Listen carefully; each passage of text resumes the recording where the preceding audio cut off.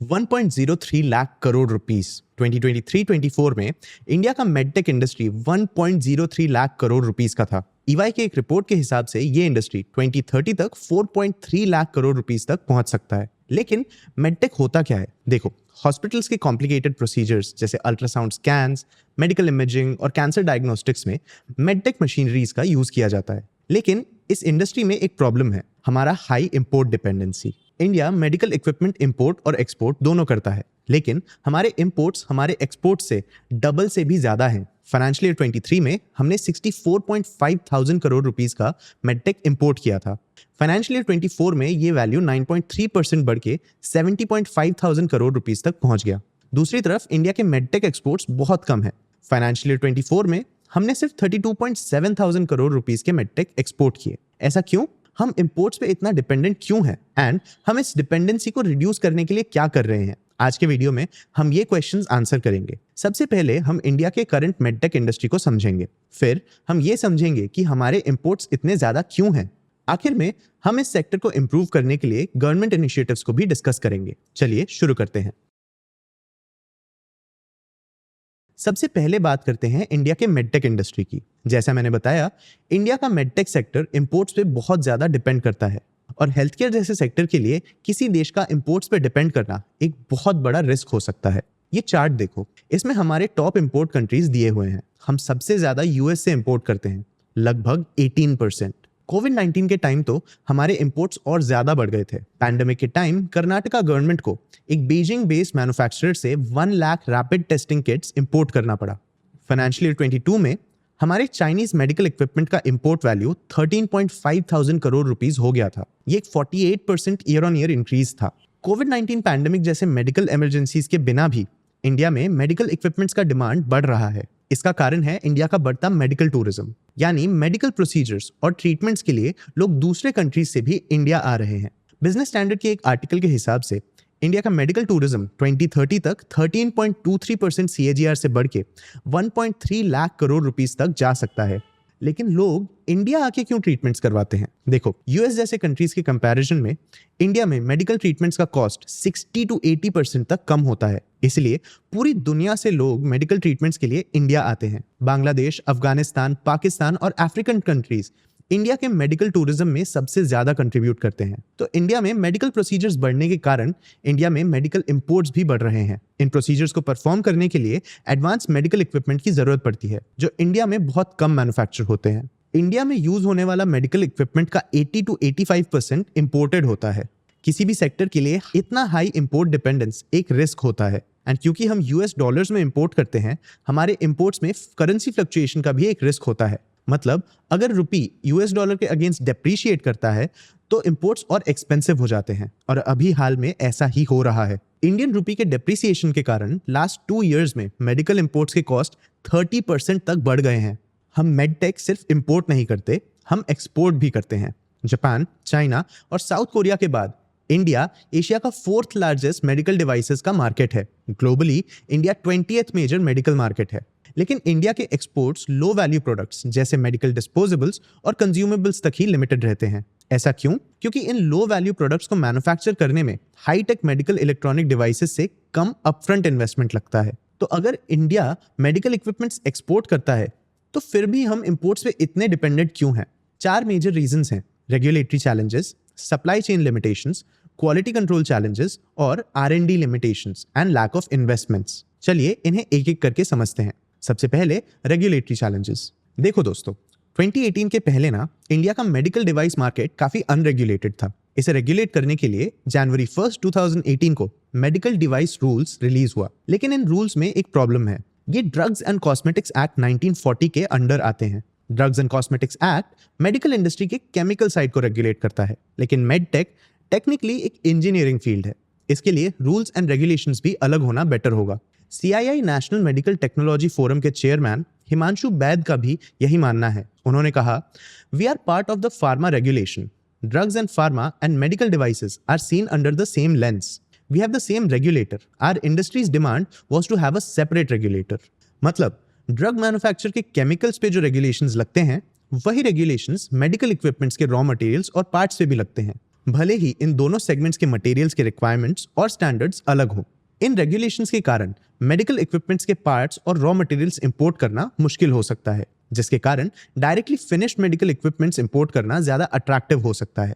दूसरा रीजन है supply chain limitations. Medical devices के सप्लाई पे बहुत स्ट्रिक्ट रूल्स होते हैं और होने भी चाहिए। ये लोगों के हेल्थ और सेफ्टी से रिलेटेड है, लेकिन इन स्ट्रिक्ट रूल्स का एक साइड इफेक्ट भी है। इन रूल्स के कारण मेडिकल इक्विपमेंट मैन्युफैक्चरर्स को रॉ मटेरियल्स अक्वायर करने में प्रॉब्लम्स होते हैं। इसलिए इंडिया में मेडिकल इक्विपमेंट मैन्युफैक्चर करने से इंपोर्ट करना इजी हो सकता है। तीसरा रीजन है quality control challenges. Medtech industry में कोल्ड चेन मैनेजमेंट बहुत इंपॉर्टेंट होता है। इस प्रोसेस में टेम्परेचर कंट्रोल बहुत जरूरी होता है। बायोलॉजिक्स और वैक्सीन के प्रोडक्शन में टेम्परेचर कंट्रोल सबसे इंपॉर्टेंट है। अब देखो, इंडिया का टेम्परेचर बहुत वैरिड और अनस्टेबल है। चाहे वो अनइवन मॉनसून से डैमेज क्रॉप्स हो या हीट वेव्स के कारण रिड्यूस प्रोडक्टिविटी, इंडिया का क्लाइमेट और टेम्परेचर हमारी इकोनॉमी को बहुत अफेक्ट करता है। हमने रिसेंटली हीट वेव्स और इसके इकोनॉमिक इम्पैक्ट पे भी एक वीडियो बनाया है। वीडियो की लिंक डिस्क्रिप्शन में है, आप इसे भी जरूर देखना। लेकिन इस वैरिड टेम्परेचर के कारण इंडियन मेडिकल मैन्युफैक्चरर्स को cold chain technology, monitoring systems और प्रॉपर वर्कफोर्स ट्रेनिंग में इन्वेस्ट करना पड़ेगा। और ये हाई इन्वेस्टमेंट ही इंडिया के मेडटेक सेक्टर के इंपोर्ट डिपेंडेंस का फोर्थ रीजन है। देखो, मेडटेक इंडस्ट्री में गुड्स मैन्युफैक्चर करने के लिए R&D में काफी इन्वेस्ट करना पड़ता है।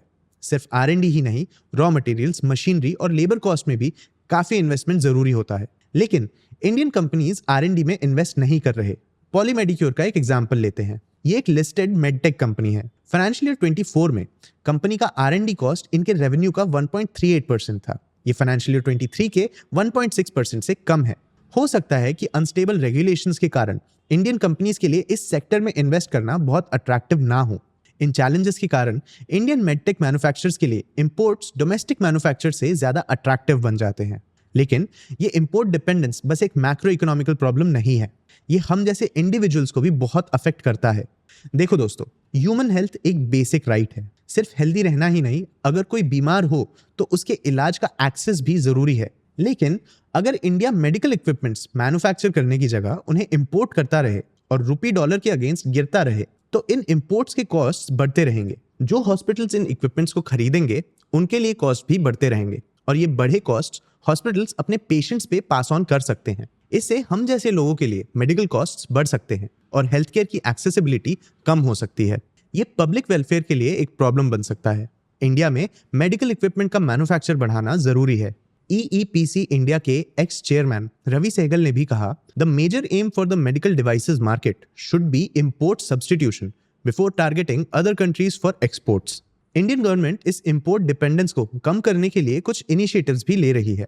चलिए इन इनिशिएटिव्स को एक एक करके देखते हैं। सबसे पहले आता है मेडटेक इंडस्ट्री का PLI स्कीम। ये स्कीम 4 डिपार्टमेंट से रिलेटेड इक्विपमेंट मैन्युफैक्चरर्स को इंसेंटिव्स देता है। कैंसर केयर, रेडियोलॉजी या इमेजिंग, एनेस्थेटिक्स, कार्डियो रेस्पिरेटरी और रीनल केयर और इम्प्लांट्स। इस स्कीम ने 1356 करोड़ रुपीस का इन्वेस्टमेंट कमिट किया है, जिसमें से लगभग 1000 करोड़ रुपीस रियलाइज हो चुका है। इस स्कीम के अंडर लगभग 8000 करोड़ रुपीस का सेल्स भी हो चुका है। नवंबर 2024 में गवर्नमेंट ने 500 करोड़ रुपीस का एक मेडटेक स्कीम भी लॉन्च किया। ये स्कीम 5 की एरियाज पे फोकस करेगा। मेडिकल डिवाइस क्लस्टर्स के लिए इंफ्रास्ट्रक्चर डेवलपमेंट, इंपोर्ट डिपेंडेंस कम करना, स्किल डेवलपमेंट, क्लिनिकल स्टडीज के लिए सपोर्ट और इंडस्ट्री एक्टिविटीज का प्रमोशन। 500 करोड़ रुपीस में से 180 crore rupees marginal investment scheme में एलोकेट हुआ है। मार्जिनल इन्वेस्टमेंट स्कीम इंडिया में इंपोर्ट होने वाले कंपोनेंट्स के लोकल मैन्युफैक्चर को बूस्ट करना चाहता है। इसके लिए मैन्युफैक्चरर्स को पर प्रोजेक्ट 10 करोड़ रुपीस का कैपिटल सब्सिडी मिलेगा।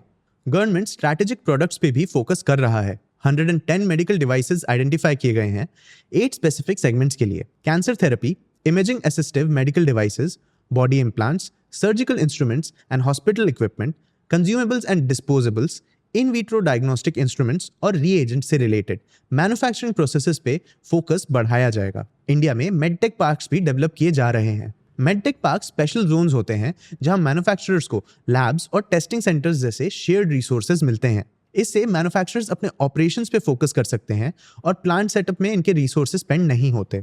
इन मेडटेक पार्क्स का डेवलपमेंट हिमाचल प्रदेश, तमिलनाडु, मध्य प्रदेश और उत्तर प्रदेश में होगा। फॉरेन प्लेयर्स भी इंडियन मेडटेक स्पेस में इंटरेस्टेड हैं। आयरलैंड से मेडट्रॉनिक ने हैदराबाद में रिसर्च सेंटर एक्सपैंड करने के लिए $350 मिलियन का इन्वेस्टमेंट अनाउंस किया है। जर्मनी से सिएमेंस हेल्थिनियर्स बेंगलुरु में 2025 तक $197.7 मिलियन का इनोवेशन हब लॉन्च करने का प्लान कर रहा है। इन्होंने रिसर्च के लिए मणिपाल एकेडमी के साथ पार्टनर भी किया है। फ्रांस से बायोमेरियू भी मणिपाल में कस्तूरबा मेडिकल कॉलेज के साथ डायग्नोस्टिक लैब सेटअप कर रहा है।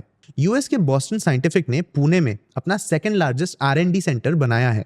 यूएस से स्ट्राइकर ने भी स्ट्रोक रिलेटेड ट्रीटमेंट्स के लिए गुरुग्राम में एक न्यूरोवैस्कुलर रिसर्च यूनिट एस्टैब्लिश किया है। इंडिया के फार्मा प्लेयर्स भी मेडटेक स्पेस में इंटरेस्टेड हैं। सिप्ला ने 2019 में DTX या डिजिटल थेराप्यूटिक स्पेस में एंटर किया।